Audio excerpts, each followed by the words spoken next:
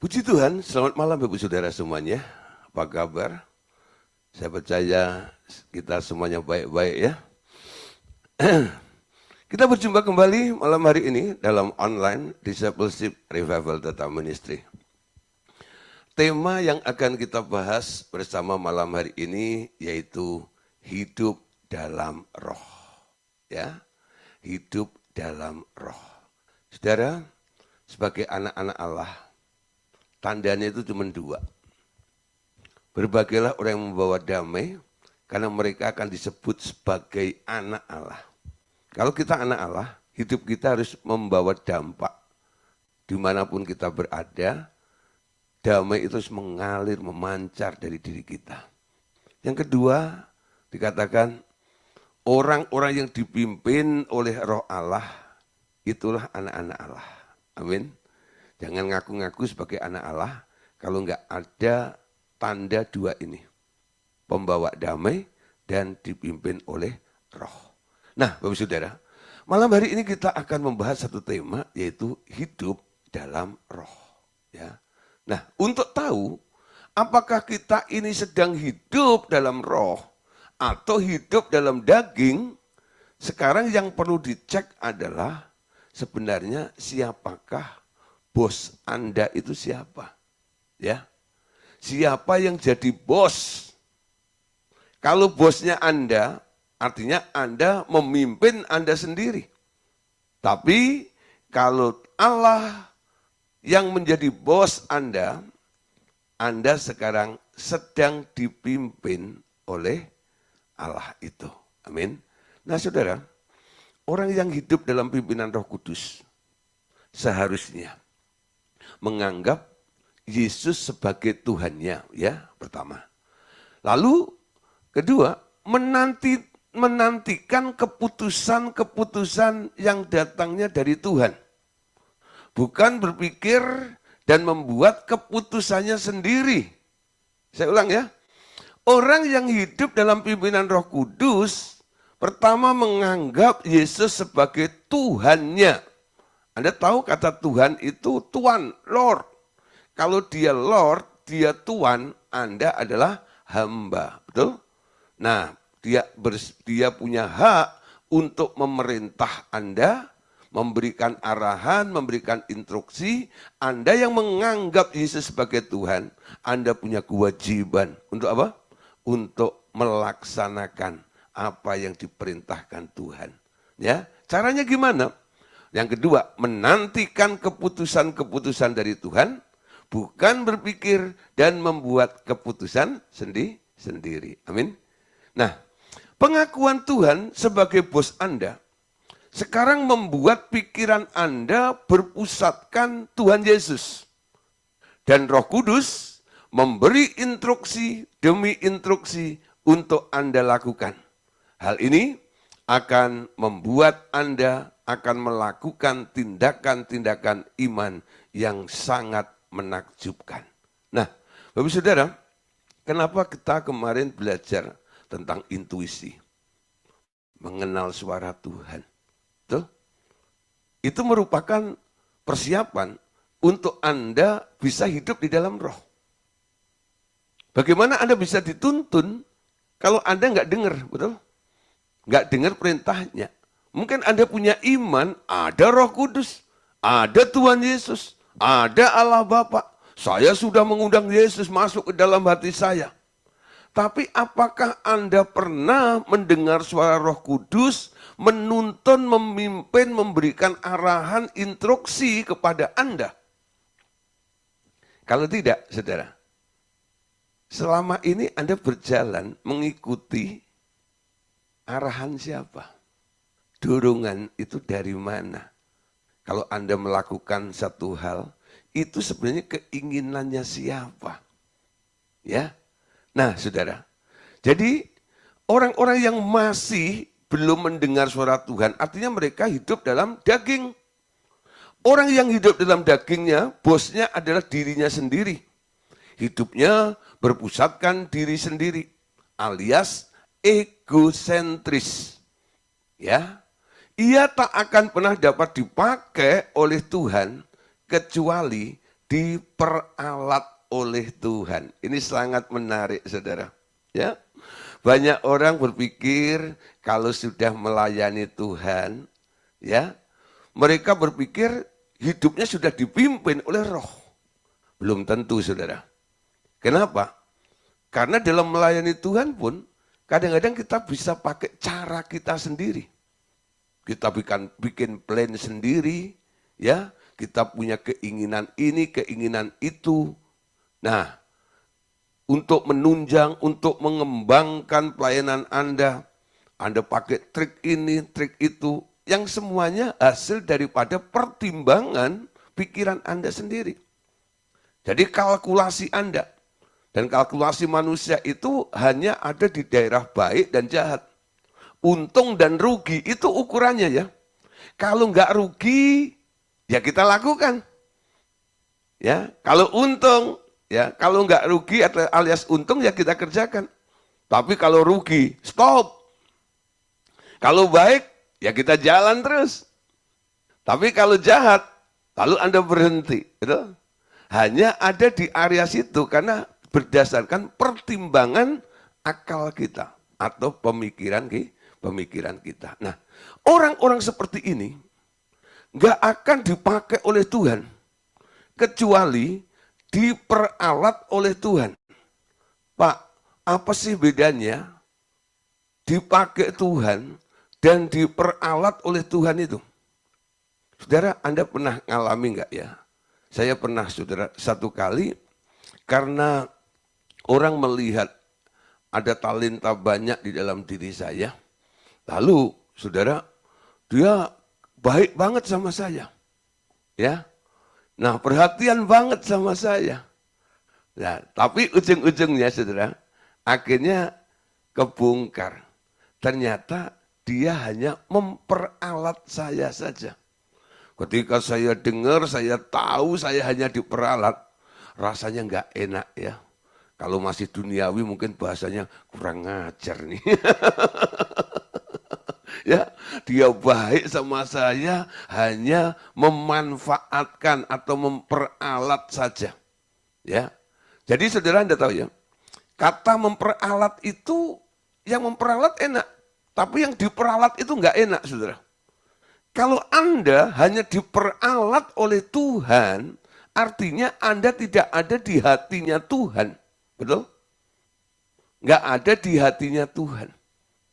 Nah, saudara, banyak orang yang masih diizinkan atau dibiarkan mereka berkecimpung di area kerohanian. Tapi padahal hanya diperalat oleh Tuhan, tapi tidak dipakai oleh Tuhan. Saudara, kalau diperalat, itu endingnya nggak ada rewardnya. Tapi kalau dipakai oleh Tuhan, ujung-ujungnya ada rewardnya. Amin. Ada upahnya, ada nilainya. Nah, jangan jadi orang Kristen yang hanya diperalat oleh Tuhan. Jadilah orang Kristen yang dipimpin oleh Roh, lalu hidupmu dipakai oleh Tuhan. Amin. Oh Tuhan, ya, pakailah hidupku selagi aku masih kuat. Ya, nah hidup ini adalah kesempatan, betul ya? Nah, tapi kalau cari kesempitan, nah itulah namanya diperalat dan memperalat di situ. Saudara, ada beberapa contoh, saudara, di dalam Alkitab, orang-orang yang tidak dipakai Tuhan, tapi diperalat oleh Tuhan. Ya, saya ambil dua. Pertama Firaun, dan yang kedua adalah Yudas. Firaun dan Yudas adalah orang-orang yang diperalat Tuhan sebagai bejana-bejana kebinasaan. Bukan dipakai Tuhan sebagai bejana kemuliaan. Nah, saudara, yang pertama Firaun ya. Firaun itu terkenal sebagai raja yang arogan, yang sombongnya luar biasa. Nah, itu kali saudara, ya. Tuhan suruh Musa untuk membawa keluar bangsa Israel itu dari tanah Mesir ke tanah yang telah disediakan dan dijanjikan oleh Tuhan, sehingga tanah itu disebut tanah perjanjian. Ya. Lalu Musa ya mengutarakan apa yang dikatakan oleh Tuhan itu kepada Firaun. Alkitab bilang, Tuhan mengeraskan hatinya Firaun. Sehingga Musa nggak dapat izin. Nangkep ya? Di sini ada kata Tuhan mengeraskan hati Firaun. Sehingga Firaun tidak memberikan izin kepada Musa dan bangsa Israel keluar dari Mesir untuk masuk tanah perjanjian itu. Nah, Pak, kan memang Firaun itu dasarnya sudah sombong, orang dunia. Ya pantaslah. Masa mesti dipakai alasan keterangan bahwa Tuhan mengeraskan hatinya. Saudara, Anda lihat ketika Nehemia membangun bait suci. Yang membantu siapa? Itu bukan orang-orang Israel, bukan umat Allah. Justru raja-raja yang non. Bisa dipakai oleh Tuhan seperti itu. Dilembutkan hatinya. Artinya Tuhan intervensi kepada raja-raja itu. Kita kembali kepada Firaun. Kenapa Tuhan sengaja mengeraskan hatinya Firaun? Dan Anda tahu ceritanya? Sampai 10 kali Musa itu menghadap Firaun. Setiap Musa menghadap Firaun, apa yang terjadi? Diakhiri dengan demonstrasi kuasa Allah. Amin. Sehingga bangsa Israel boleh melihat bahwa Allah yang memimpin, yang menyuruh bangsa ini keluar dari Mesir ke tanah perjanjian, bukan Allah yang lemah. Allah yang hebat, Allah yang luar biasa. Dan mujizat itu dilakukan 10 kali, betul? Allah menulahi Mesir, lalu disitulah Tuhan bikin satu mujizat. Walaupun melihat mujizat begitu banyak, Firaun tetap keras. Kenapa? Memang dikeraskan hatinya di situ. Ya, memang dikeraskan di sini. Saudara, Firaun, dia bukan bejana kemuliaan. Dia bejana kebinasaan. Anda tahu akhir hidupnya? Ketika dia tetap kekeh mengejar bangsa Israel itu, dan ketika Musa disuruh Tuhan untuk membelah laut, bangsa Israel masuk, berjalan di tanah yang kering, di tengah-tengah laut itu. Bangsa Mesir, Firaun dan tentara berkudanya, menyusul, saudara. Apa yang terjadi? Air berbalik, mereka tenggelam mati semua di laut itu. Binasa ada di situ. Ya, itu diperalat namanya. Jadi nggak ada nilai, nggak diperhitungkan, nggak disayang, nggak ada di hatinya Tuhan. Ini terjadi dengan Firaun, saudara. Ya, nah memang dampaknya luar biasa. Sehingga mata dunia bisa melihat bahwa tangan Tuhan yang memimpin bangsa Israel itu adalah Tuhan Allah yang dahsyat luar biasa. Kemanapun bangsa Israel itu pergi, masuk ke daerah itu, seluruh penduduk yang dilewati gemetar semuanya. Bukan gemetar kepada Musa, bukan gemetar kepada bangsa Israel. Dia gentar, gemetar karena mendengar nama Allah itu. Ya, mendengar nama Allah itu. Kok bisa nama Allah itu dikenal begitu luar biasa? Allah harus memperkeras dulu hatinya Firaun. Firaun bukan dipakai Tuhan. Tapi Firaun hanya diperalat oleh Tuhan yang ujung-ujungnya tidak selamat alias binasa. Amin. Yang kedua, saudara, contohnya adalah Om Yudas. Ya, kita tahu tentang Yudas. Ada orang bilang begini, ya dulu pernah terjadi perdebatan yang sengit. Ada orang bikin seminar. Kita harus berterima kasih kepada Yudas. Kalau Yudas tidak mengkhianati, menjual Yesus, Yesusnya nggak akan mati. Wah, terjadi pro kontra. Oh iya ya, betul ya. Jadi kita harus terima kasih nih sama Yudas. Pertanyaannya, apakah Yudas dipakai Tuhan? Enggak. Dia hanya diperalat Tuhan. Padahal dia murid Tuhan loh. Kenapa bisa? Iblis sampai membisikkan sesuatu kepada Yudas, lalu Yudas berkhianat dengan Yesus. Karena Yudas hatinya nggak mau dididik oleh Tuhan.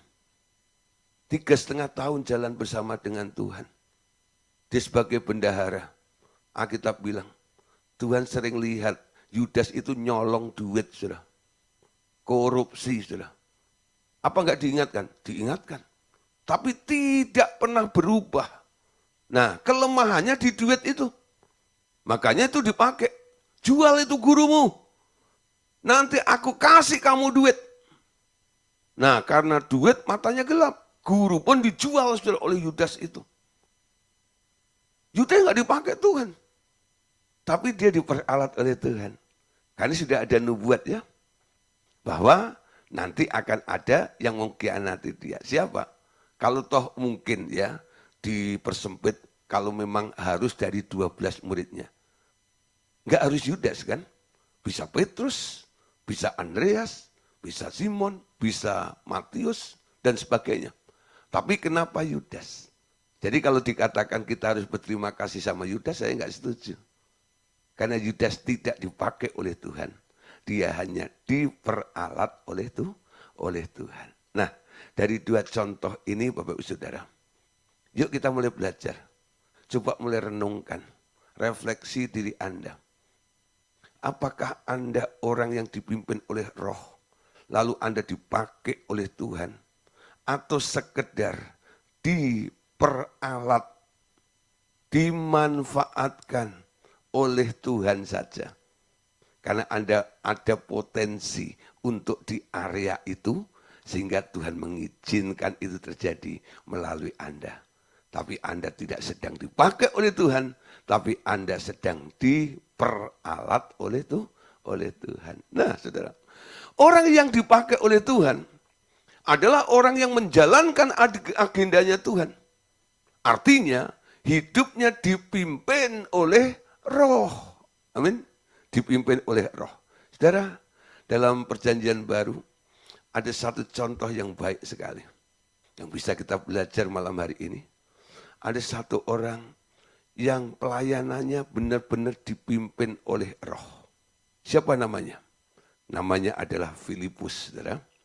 Kisah para Rasul, pasal 8, ayat 29. Ya. Kisah 8 ayat 29. Lalu kata Roh kepada Filipus, pergilah ke situ dan dekatilah kereta itu. Tadi kan? Siapa yang ngomong? Kata Roh. Bukan keinginannya Filipus sendiri. Bukan program daripada rasul-rasul. Tapi kata Roh kepada Filipus, pergilah ke situ dan dekatilah kereta itu. Filipus sudah habis KKR di Samaria. Kalau kita habis pelayanan kadang-kadang capek ya. Saya kalau habis retnas 3 hari seperti itu, wah energi kadang-kadang terkuras. Kadang Bapak Ibu Saudara lihat terakhir-terakhir biasanya suara saya habis itu ya. Nah saya perlu rest kadang-kadang. Ya terpaksa beberapa pelayanan saya liburkan kadang-kadang. Karena saya butuh sabbatical, butuh rest kadang-kadang. Ya, untuk memulihkan stamina supaya pelayanan berikutnya bisa lebih maksimal lagi. Nah, Filipus sudah habis KKR besar-besaran seperti itu. Dia lagi di rumah nyantai gitu ya. Gitu. Tahu Roh berkata kepada Filipus, pergilah ke situ dan dekati kereta itu. Anda tahu saudara, kereta itu adalah kendaraan, betul. Dan Filipus yang sedang capek ini, dia harus mengejar kereta itu. Enggak naik motor, enggak naik mobil, enggak. Kadang-kadang saya ngajak beberapa orang pelayanan aja ya.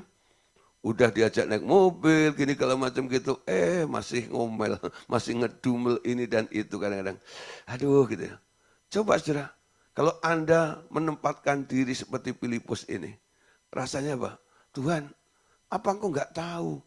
Aku kan sedang capek. Masa suruh lari ngejar kereta itu loh. Ya, untung kereta kuda saudara. Ya. Kalau kereta api, saudara. Tapi ngomong-ngomong saya pernah ngejar kereta api, saudara. Ya, saya terlambat dari stasiun kota, saya naik ojek itu, saya kejar ke stasiun Senen. Saudara. Masih bisa, saudara. Lari nonton segala macam sana. Itu gara-gara mau retret di Malang itu ya. Aduh gitu ya. Nah, jadi mengejar tuh rasanya, seperti itu ya.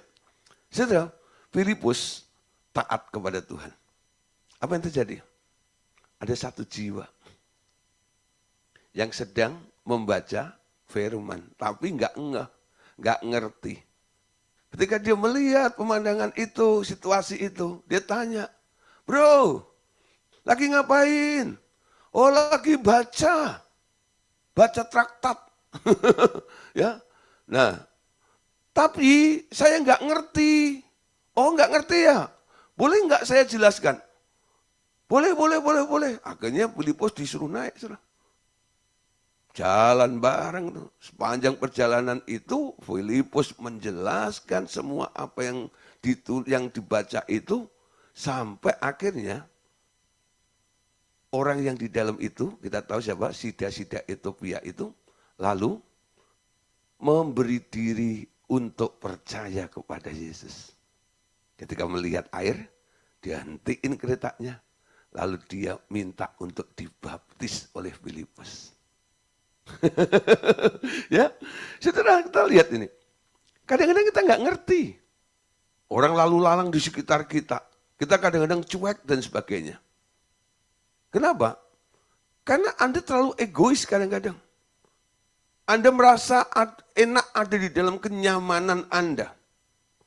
Tapi sekarang kita harus mulai belajar. Tuhan, kapanpun aku siap engkau suruh. Ya.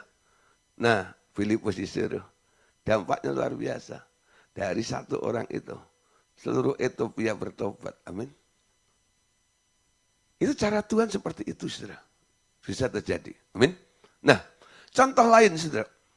Ada juga, kadang-kadang Roh itu memimpin untuk kita melakukan hal-hal yang enggak lazim kadang-kadang. Ya, kadang-kadang nabrak tatanan seperti itu. Kok bisa? Bisa. Contohnya Petrus dalam Kisah Para Rasul pasal 11 ayat 12 sampai ayat 13. Lalu kata Roh, perhatikan kata Roh ya, kepadaku. Pergilah bersama mereka tanpa membeda-bedakan. Keenam saudara ini pun menyertai aku. Kami masuk ke dalam rumah orang itu. Dan ia menceritakan kepada kami bagaimana ia melihat seorang malaikat berdiri di dalam rumahnya. Dan berkata kepadanya, suruh orang ke Yope untuk menjemput Simon yang disebut Petrus. Ya, nah saudara. Jadi sebelumnya Tuhan itu sudah mempersiapkan Petrus. Karena pelayanannya adalah pelayanan yang nggak lazim nih. Ya, di luar nalar, di luar aturan atau tatanan. Dan Tuhan bikin satu peristiwa secara personal kepada Petrus itu. Ketika Petrus sedang di dalam rumah mertuanya, perutnya lapar, nunggu mertuanya masak, ya tahu-tahu dia melihat ada penglihatan, ada sebentang kain gitu ya, kain yang terbentang, di dalamnya itu ternyata beraneka ragam binatang ada di situ. Dan binatang-binatang yang ada di dalam kain itu adalah binatang-binatang yang dikategorikan binatang haram. Lalu ada suara, ambil, makanlah. Karena itu haram, Petrus bilang, aku nggak biasa makan itu. Sampai 3 kali. Karena Petrus tidak mau makan itu, akhirnya kain itu terangkat, hilang, plus mertuanya datang, masakan sudah matang. Dia makan, enak-enak makan, kedatangan tamu sudah, 6 orang itu. Yang disuruh oleh Cornelius. Petrus diundang khotbah. Kemana? Ke orang kafir, non-Yahudi. Saat itu aturannya Injil hanya untuk kalangan Yahudi. Injil nggak bisa diberitakan bukan bagian non-Yahudi. Ingat ketika perempuan yang datang pada Yesus karena anaknya sakit. Yesus bilang, aku diutus hanya untuk domba-domba Israel. Bukan untuk kamu. Dan itu sudah menjadi tatanan, aturan saat itu. Ketika dia diundang oleh Cornelius ini, dia bingung juga ya. Tapi akhirnya dia ikut orang itu.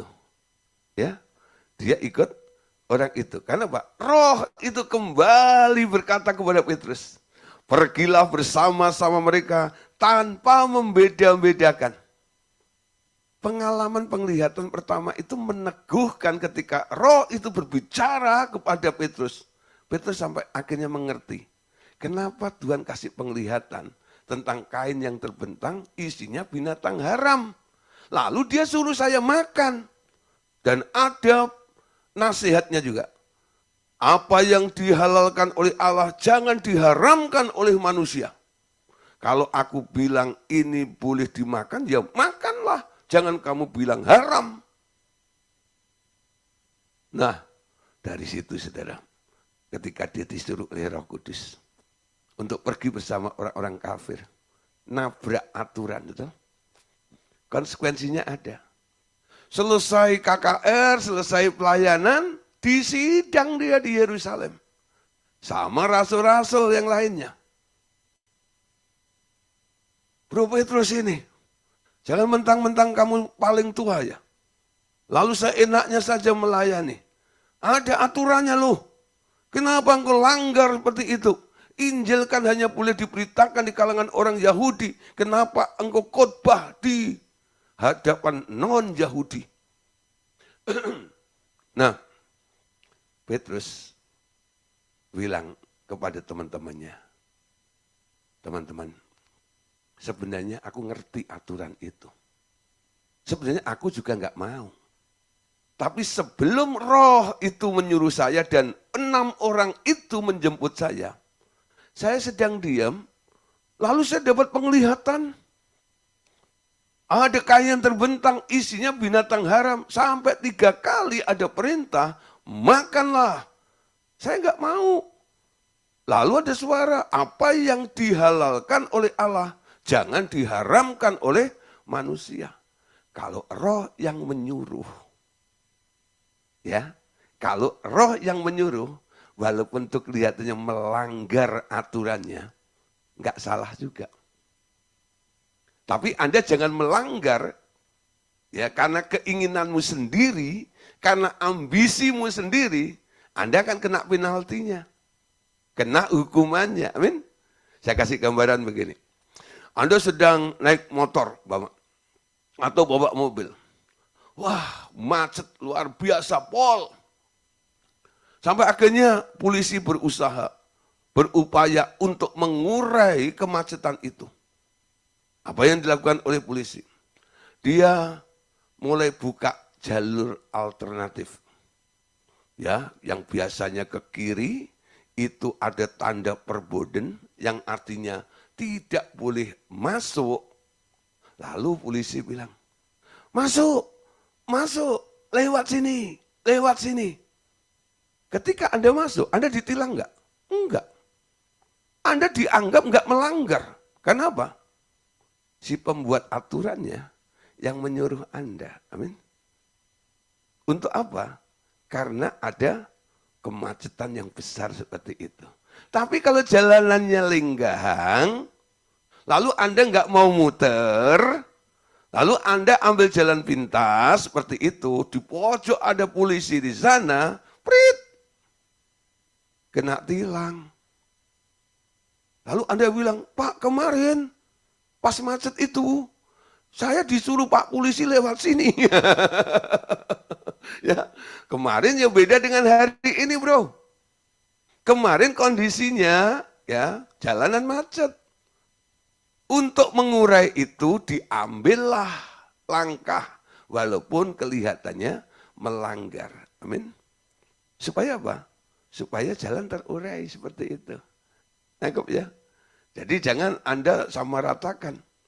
Memang keinginan Anda pengen melanggar, lalu Anda pura-pura atau mengatasnamakan Roh Kudus, gitu ya. Roh yang bilang, roh yang mana yang bilang? Roh Kudus atau roh yang lain? Nah ini persoalannya. Amin. Jadi pengalaman seseorang tidak bisa dijadikan dasar. Karena pengalaman seseorang itu adalah pimpinan dari Roh Kudus atas orang itu. Amin. Kalau tidak ada hitam di atas putihnya. Tapi kalau sudah ada hitam di atas putihnya, artinya semuanya boleh melakukannya. Orang yang dipimpin oleh roh, orang yang lahir baru, Tuhan Yesus bilang sama Nikodemus, itu seperti angin. Datangnya dari mana, perginya kemana, nggak ada orang yang tahu, betul? Orang yang lahir baru seperti itu. Nggak bisa diprediksi, nggak bisa dikonsep biasanya. Hari ini masih jahat, besok jadi baik karena Roh Kudus menjamah, itu bisa juga.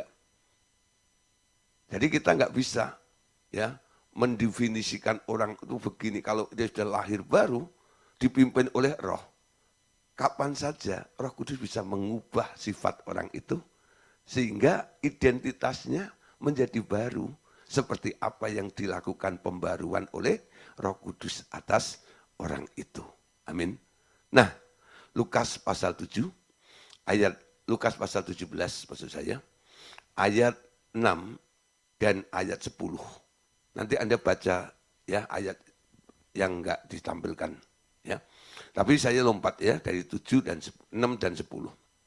Jawab Tuhan, sekiranya kamu punya iman sekecil biji sesawi saja, kamu dapat berkata kepada pohon ara ini, tercabutlah engkau dan tertanamlah dalam laut, dan ia akan taat kepadamu. Demikian juga kamu, apabila kamu telah melakukan segala segala sesuatu yang ditugaskan kepadamu, hendaklah kamu berkata, kami hamba-hamba yang tidak berguna. Kami hanya melakukan apa yang harus kami lakukan. Perhatikan ya.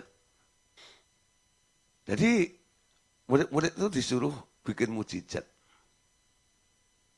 Kalau kamu punya iman, cabut itu pohon ara. Dan campakkan ke laut. Ya, apa yang tidak mungkin bisa jadi mungkin di situ ini. Nah, kalau kamu sudah melakukan tugas yang kuberikan kepadamu, tarik dirimu, jangan nyombong. Kami ini adalah hamba-hamba yang tak berguna, kami hanya melakukan apa yang harus kami lakukan. Ya. Nah, melakukan segala sesuatu yang ditugaskan. Melakukan segala sesuatu yang ditugaskan. Nah, Allah menugaskan apa kepada Anda? Apakah Anda sedang melakukan apa yang harus Anda kerjakan? Seperti apa yang ditugaskan oleh Tuhan itu. Nangkep ya? Nah, kalau Anda lakukan seperti ini, Anda menjadi orang yang dipakai oleh Tuhan. Bukan sekedar diperalat atau dimanfaatkan oleh Tuhan. Mau diperalat atau dimanfaatkan? Kalau saya mau diperalat. Mau dipakai oleh Tuhan, ya, bukan diperalat oleh Tuhan. dipakai oleh Tuhan. Caranya gimana? Masuk dalam kehendak Allah. Amin. Ayat berikutnya. Roma 9, 22 dan 23.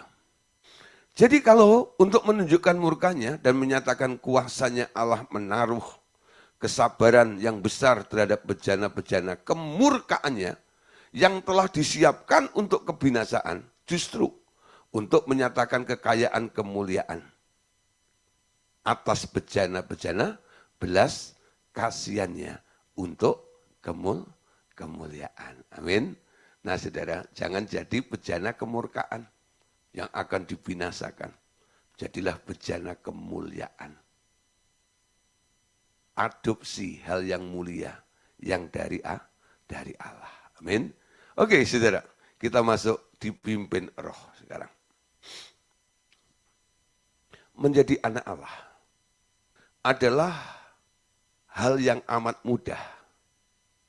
Dibutuhkan sedikit iman saja untuk mau percaya, mengaku Tuhan Yesus, ya, mengaku Tuhan Yesus sebagai Tuhan dan Juru Selamat dan mengundangnya masuk ke dalam hati Anda, lalu mengakui darahnya sebagai pembayar dosa-dosa kita, lalu memberi diri dibaptiskan, mengaku telah mati dan dibangkitkan melalui baptisan selam.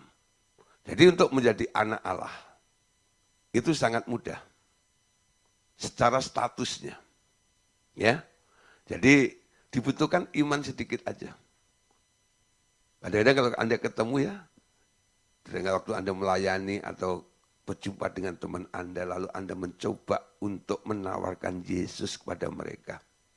Anda nggak cerita tentang, nggak khotbah yang dalam-dalam dengan mereka, betul? Anda cerita tentang kebaikan Tuhan saja. Bahwa Tuhan sanggup menolong engkau. Tuhan sanggup menyembuhkan engkau kalau orang itu sedang sakit. Kalau dia penuh masalah, Tuhan sanggup untuk melepaskan engkau dari setiap masalah Anda. Hanya bicara tentang miracle, mujizat, betul, kepada mereka. Dibutuhkan iman sedikit saja, karena iman timbul dari pendengaran dan pendengaran oleh firman. Anda tantang orang itu. Mau nggak kamu percaya kepada Tuhan? Biar masalahmu beres. Biar sakitmu itu disembuhkan oleh Tuhan. Biar utangmu itu lunas. Biasanya, oh iya, gitu ya. Lalu suruh mengaku Tuhan Yesus sebagai Tuhan dan Juru Selamat. Anda mulai bacakan Wahyu 3 ayat 20. Yesus mengetuk pintu hatinya. Buka hatimu ya. Gimana cara buka hati? Hati itu punya pintu. Mana pintu hatinya? Banyak orang nggak tahu pintu hati. Terus pintu hati mana? Pintu hati itu mulut. Kalau Anda ngomong, Anda sedang buka pintu. Ada yang keluar, ada yang masuk, tergantung jenis omongan Anda. Kalau itu marah, ya segala unek-unek dalam hatimu itu Anda lampiaskan, itu artinya pintu itu dibuka lalu mengeluarkan sampah dari dalam rumah itu. Tapi kalau Anda mengundang, into my heart, come into my heart, Lord Jesus. Mari masuk, datang Tuhan, masuk ke dalam hatiku. Ketika Anda ngomong seperti itu artinya buka pintu hati, mengizinkan Yesus masuk ke dalam hati itu. Lalu orang itu dibimbing untuk mengaku Yesus sebagai Tuhan dan Juru Selamat dalam hatinya. Lalu mengakui darahnya sebagai pembayaran dosa-dosanya, supaya mendapatkan pengampunan. Lalu memberikan diri dibaptis, mengakui telah mati bagi dunia ini, lalu bangkit bersama Yesus melalui baptisan selam.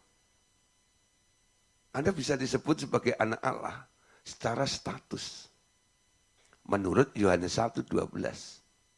Barang siapa percaya kepada Yesus, diberi hak sebagai menjadi anak Allah. Itu baru hak, baru status untuk jadi anak Allah.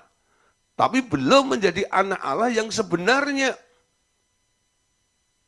Baru diakui. Ya. Jadi kalau ada sekolahan tuh ya, itu kalau baru bikin sekolahan pertama kan terdaftar biasanya. Lalu setelah berapa lama ditinjau, kok berkembang dan maju, lalu ditingkatkan. Jadi diakui. Nah nanti saudara, berikutnya. Di atas diakui itu apa? Disamakan. Betul? Disamakan. Artinya apa? Boleh ujian sendiri. Ya, itu identitas namanya. Sebagai anak Allah, benar-benar sejati sebagai anak Allah ketika disamakan itu. Kalau sekedar baru ngaku, nah ini belum. Kalau sekedar baru ngaku belum. Belum bisa disebut sebagai sejatinya anak Allah, belum. Baru apa? Ya diakui punya hak saja untuk menjadi anak Allah, tapi belum hidup sebagai anak Allah yang dipimpin oleh Roh Allah. Amin. Nah, selanjutnya harus ya dilanjutkan taraf hidupnya. Tetapi selanjutnya untuk hidup tiap-tiap hari dipimpin oleh Roh Kudus dan tak banyak yang mau melakukannya.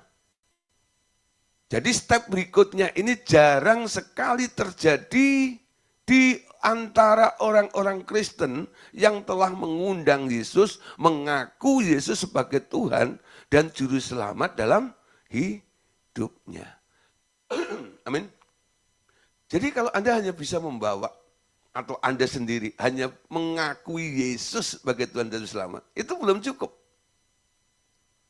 Masuk pada step berikutnya. Hidup tiap hari mau dipimpin oleh Roh Kudus. Tadi saya ajak memuji Tuhan. Peganglah tanganku Roh Kudus setiap hari. Ku tak dapat jalan sendiri tanpa Roh-Mu. Ya. Bawalah diriku kepada segala kebenaran dan sebagainya. Bawa aku Tuhan. Bimbing aku Tuhan. Pimpin aku Tuhan. Arahkan aku Tuhan. Betul? Nah, saudara, nggak banyak orang mau di sini ini. Sudah bangga kalau sudah ngaku Yesus, tuh ya. Karena dia pegang nama Yesus itu, lalu klaim ini, klaim itu, tengking ini, tengking itu. Wah, kuasa mengalir luar biasa. Betul, saudara? Ketika Anda mengakui nama itu, dan nama itu Anda gunakan, nama Yesus di atas segalanya. Amin. Nama di atas segala nama.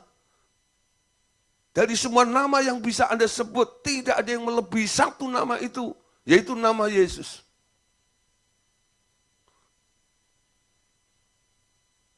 Walaupun belum dipimpin oleh Roh,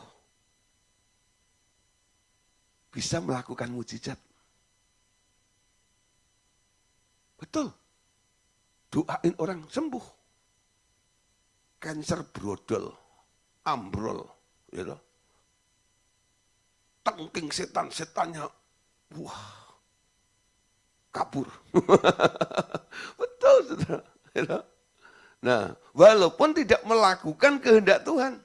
Ingat Matius pasal 7.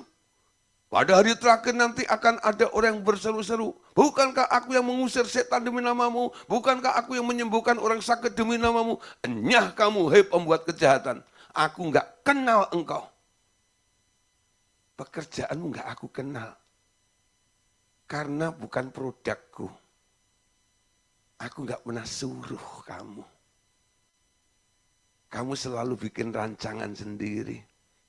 Kamu selalu bikin agenda sendiri.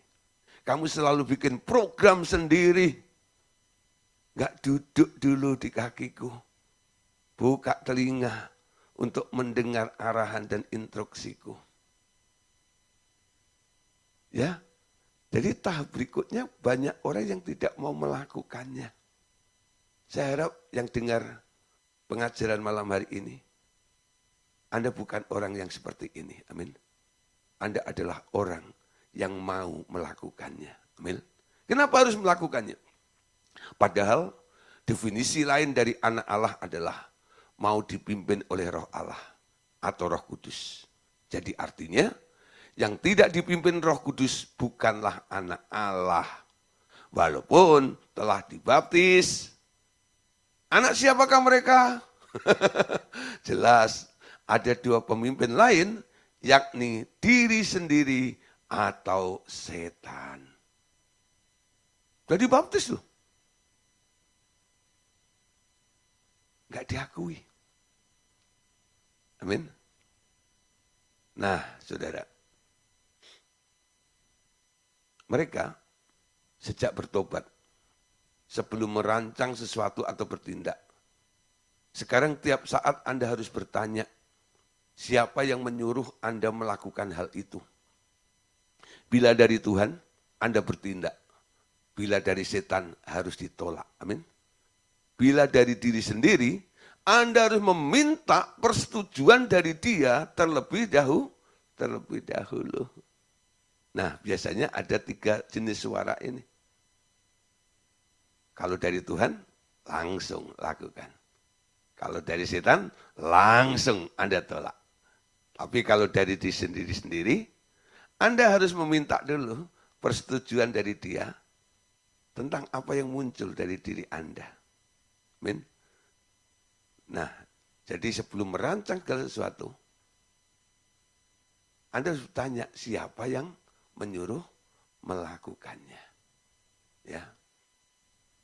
Betul, saudara. Kadang-kadang rencana kehendak Tuhan atas hidup kita itu pun juga bisa alami hal yang serupa seperti prinsip ini juga.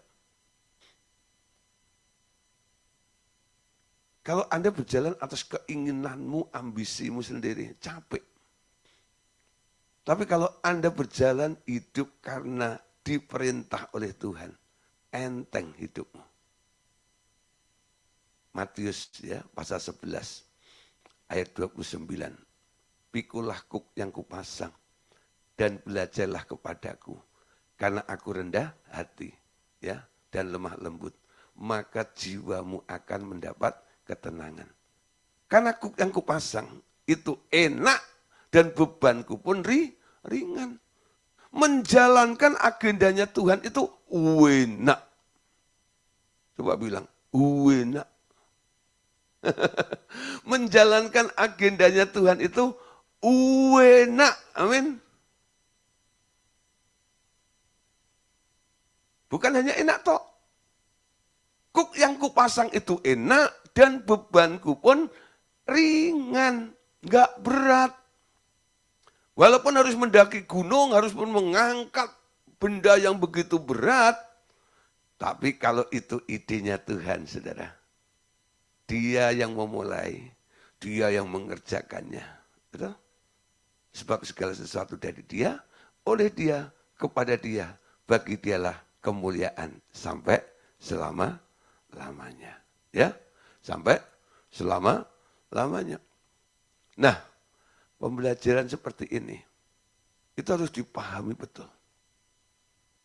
Pertama tadi apa? Siapa bos Anda itu? Anda itu sedang dikendalikan oleh siapa? Kalau hari ini Anda masih dikendalikan oleh dirimu sendiri yang disebut ambisi, salibkan. Kita belajar 2 buah salib, bukan?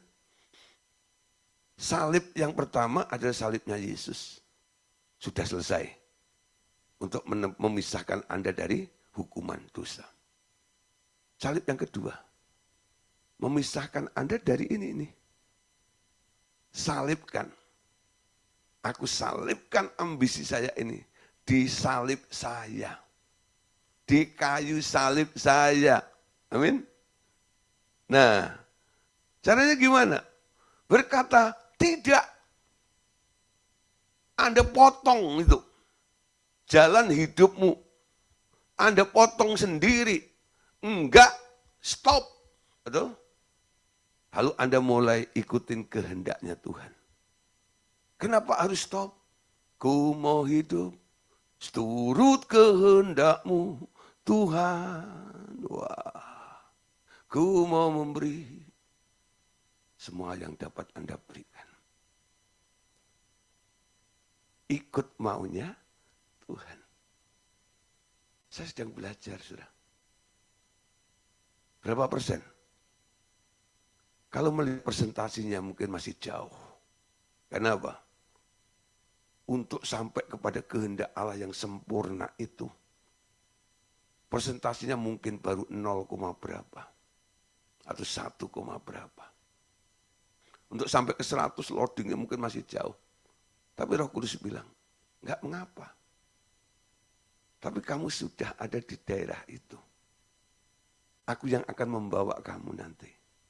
Untuk naik, terus naik, terus naik, terus naik, terus naik, terus naik, terus naik. Amin. Masuk dulu dalam pusat kehendak Allah. Kalau Anda belum ada di situ, Anda ibaratnya seperti si pungguk merindukan bulan. Ngadepnya ke bawah, bulannya di atas. Jalan hidupmu masih dituntun dengan egomu, dengan ambisimu. Boro-boro bisa masuk dalam kehendak Allah. Untuk bisa masuk dalam kehendak Allah, harus bisa melepaskan hak hidup Anda. Manusia itu kan hanya ada 2, hak dan kewajiban. Tuh. Kalau hak hidupmu Anda lepaskan, yang ada cuma 1. Kewajiban. Orang yang percaya kepada Yesus wajib hidup sama seperti Yesus. Enggak ada hak hidupmu lagi. Amin. Ketika Anda berkata, ku telah mati dan tinggalkan cara hidupku yang lama. Semua sia-sia dan tak berarti lagi. Nah, Anda mati. Betul? Selesai di situ. Nggak ada lagi ambisi, keinginan Anda. Yang ada cuma 1, kewajiban. Wajib sama, hidup sama seperti Yesus hidup. Siapa yang pernah baca ayat itu? Siapa yang pernah dengar khotbah tentang itu? Ya. Nah, saya harap ini mulai angkat ya gaya hidup itu ke situ. Ubah. Supaya Anda bukan hanya punya status sebagai anak Allah. Tapi Anda benar-benar hidup sebagai anak Allah. Hidup di dalam roh. Hidup dipimpin oleh roh. Roma 8:14. Semua orang yang dipimpin oleh roh Allah adalah anak-anak Allah. Amin. Semua orang yang dipimpin oleh roh Allah adalah anak-anak Allah. Nah, saudara, ayat penutup untuk malam hari ini.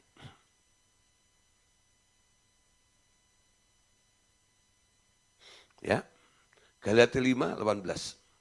Akan tetapi, jikalau kamu memberi dirimu dipimpin oleh roh, maka kamu tidak hidup di bawah hukum Taurat. Saudara, untuk bisa dipimpin oleh roh, itu enggak otomatis, instan gitu, enggak. Tetapi, ya, jikalau kamu memberi dirimu,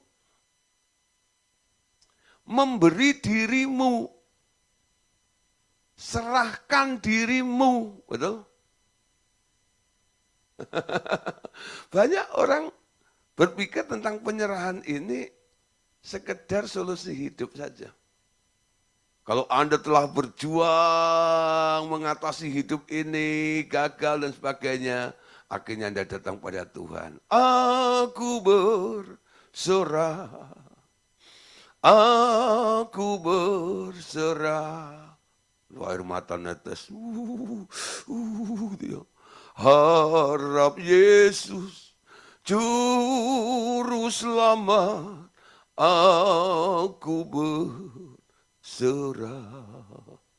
Konteksnya apa? Tuhan, ini masalahku. Aku serahkan kepadamu. Karena aku nggak kuat lagi. Tolong. Nah. Berserah.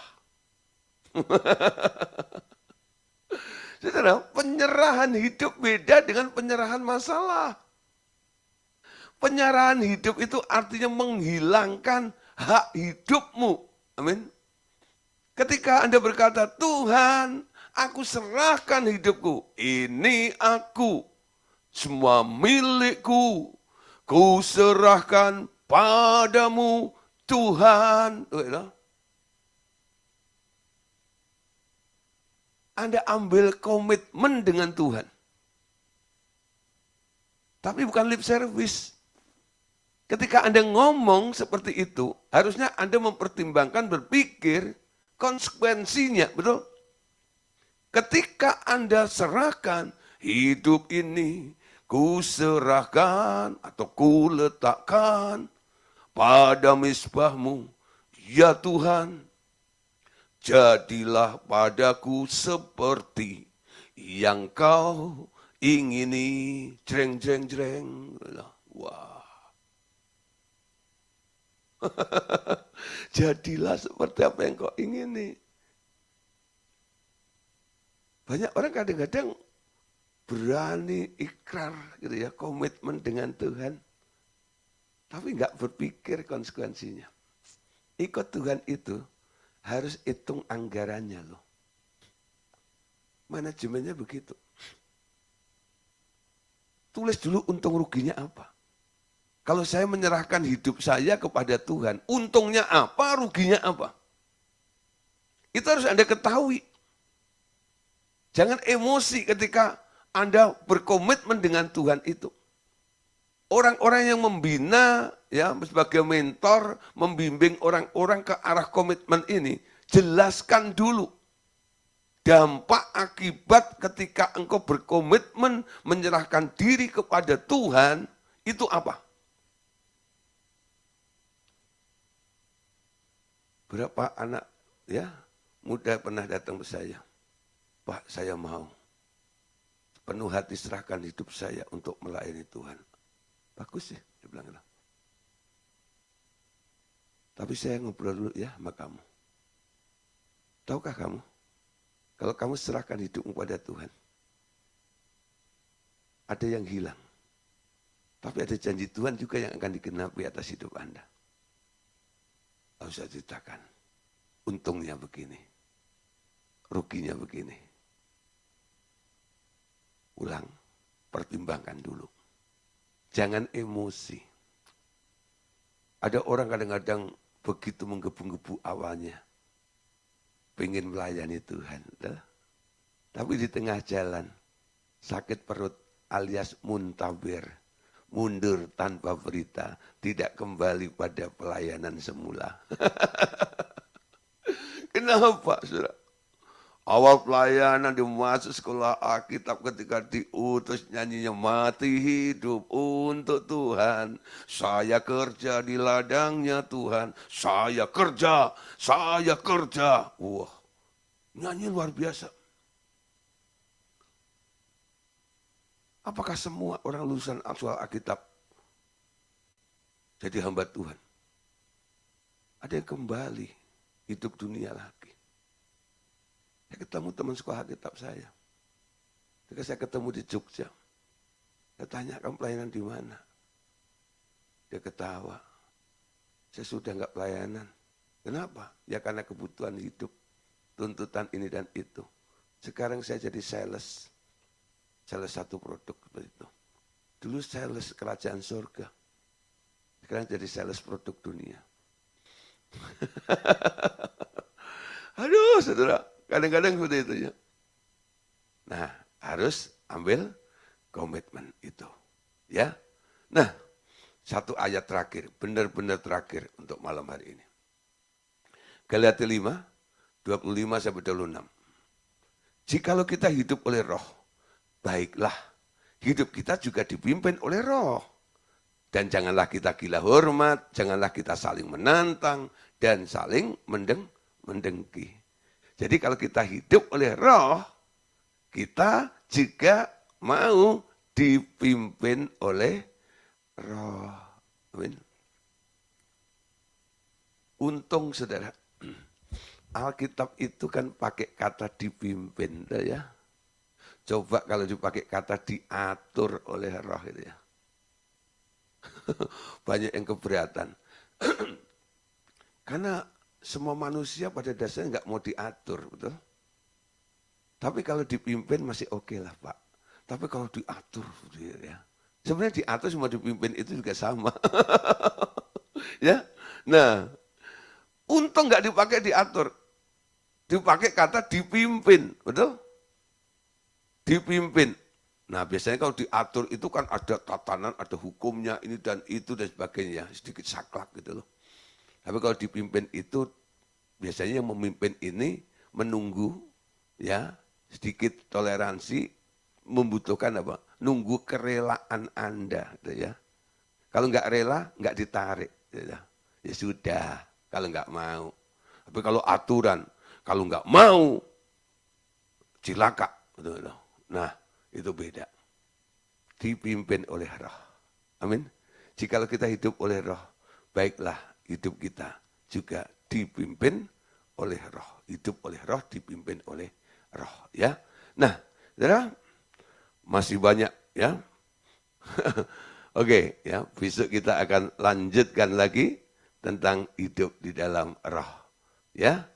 Oke, Tuhan Yesus memberkati kita semuanya malam hari ini. Amin.